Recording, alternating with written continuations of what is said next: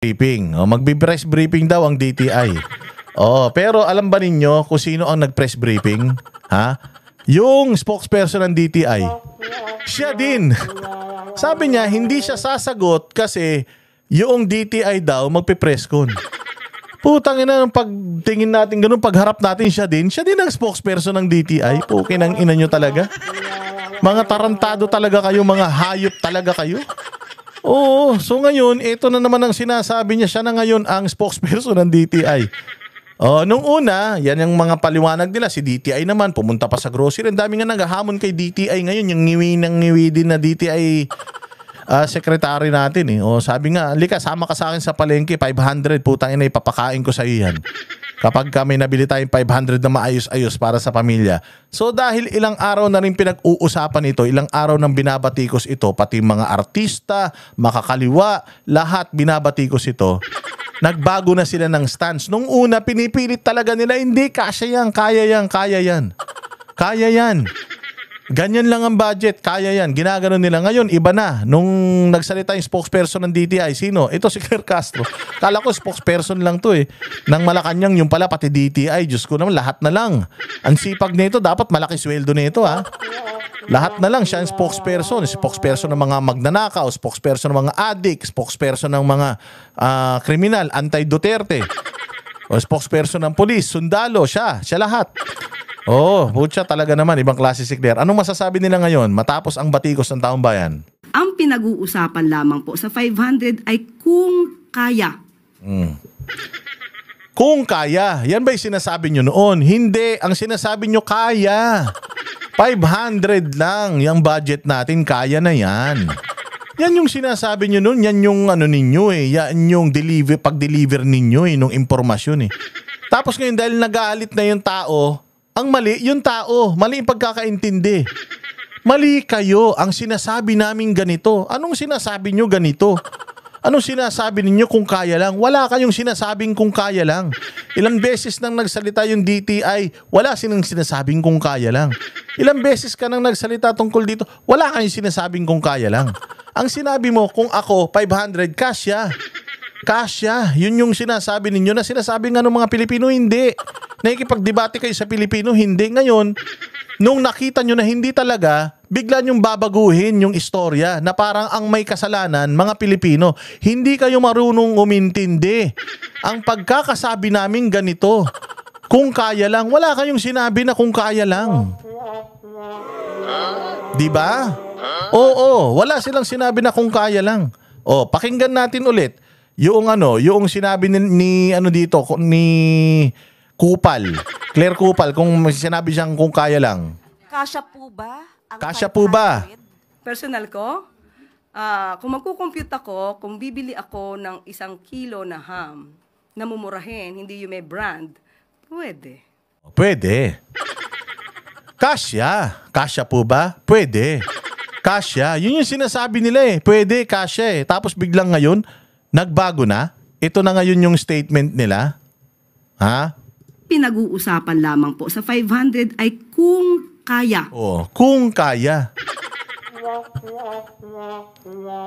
Kung kaya, pagkasyahin nyo. Kung hindi, di wag. Kung kaya nyo magmarami, di magmarami kayo.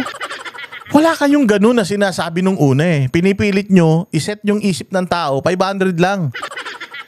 500 lang, yun lang. Hindi nga kaya. Ayun, kayo rin mismo sabi, hindi kaya eh. Tapos ngayon sasabihin nyo kung kaya, parang pinalalabas nila dito. Mali yung pagkakaintindi nyo, tanga talaga kayong mga Pilipino eh. Hindi naman yan yung sinasabi eh. Ito sinasabi eh. May pagkakataon kayo para ipaliwanag yan eh. Kung ako rin kasi ganon. Ang base na natin, kumbaga yung pinakasimple na pwedeng budget ng Noche Buena, pinakasimple ito ha. Dapat ganon ang paliwanag nyo eh. 500.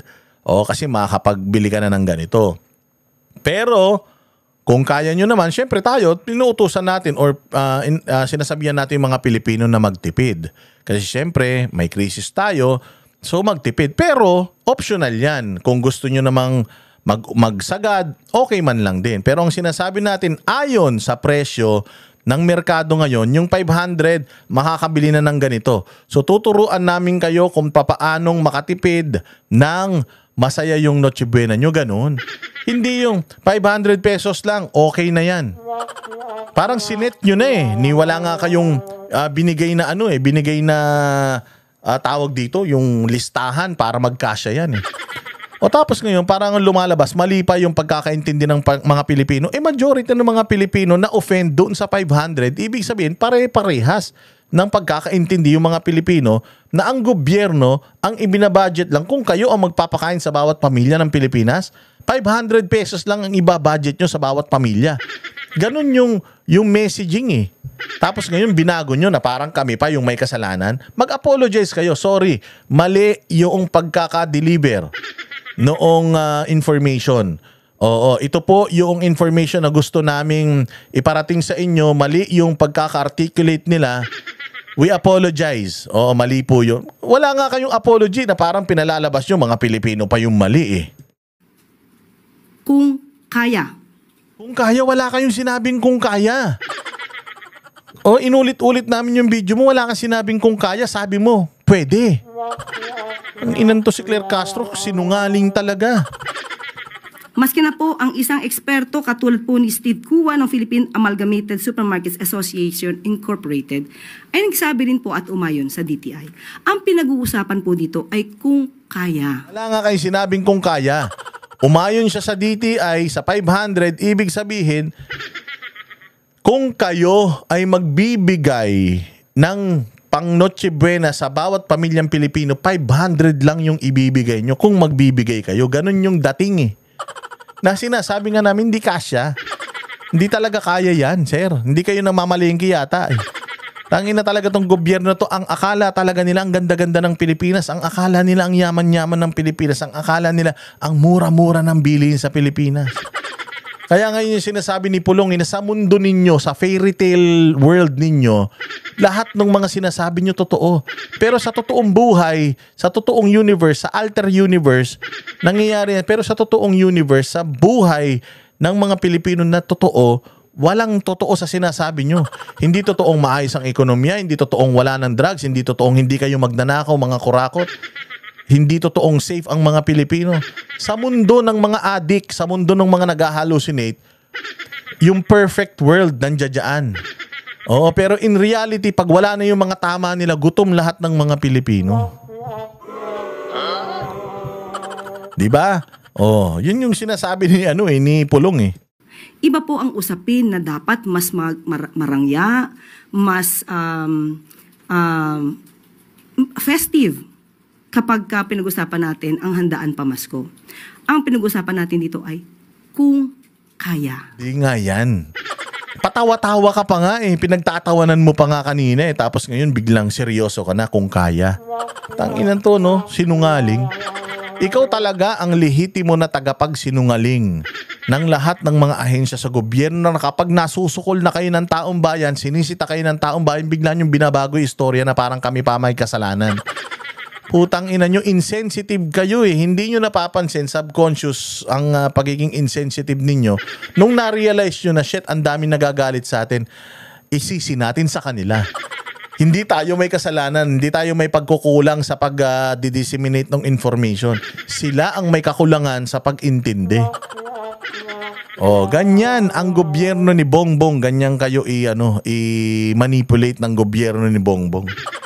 Walang problema sa kanila. Hindi sila magnanakaw. Tamad lang kayo. Ganon ang dating. Yun lang po ang issue ng DTI at the time dahil ang DTI po, pinagmamalaki po nila na ang mga manufacturers ay nakausap nila. Manufacturers sa mga basic needs, basic commodities. Gago, pumunta kayo sa palengke. Kahit anong usapan ng mga puki ng ina niyan, hindi nagre-reflect yung usapan nila sa totoong presyo sa palengke. Doon kayo magpunta, makipag-usap kayo sa mga tindahan sa palengke. Doon kayo magtingin-tingin. Total naman si Erwin Tulfo at saka si tumitingin ng itlog nung nakaraan, tsaka si Romualdez. O dapat nagtanong kayo sa kanila kung kamusta presyo sa merkado.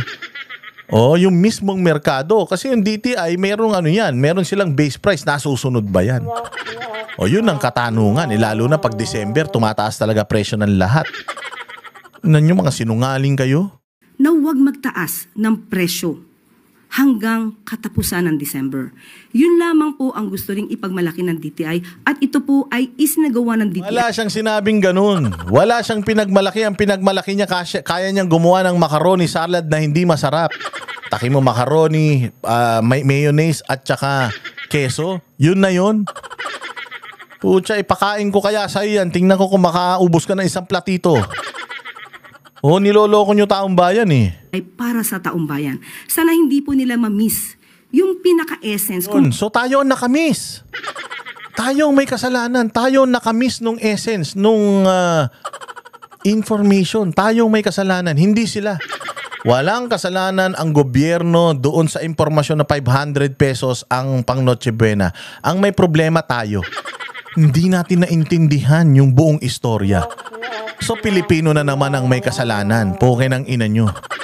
Mga hayop talaga kayo. Bakit sinasabi po ng DTI nakakayanin ng 500 dahil po napakiusapan po nila na huwag magtaas ng presyo para sa mga basic commodities. Yan. Style nyo bulok, nahuli na kayo kamo. Oh. Kami ang boses ng masa, hindi natatakot. Katotohanan lang, di kami nalulunod.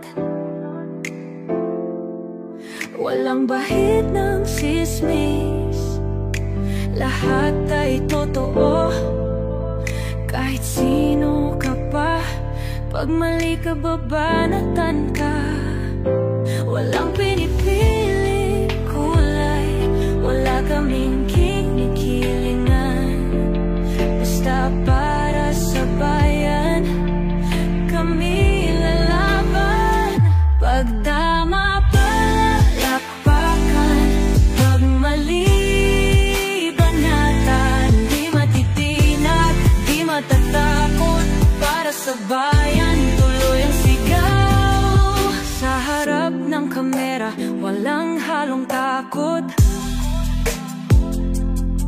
Mga baluktot, lahat kayo'y tuwa.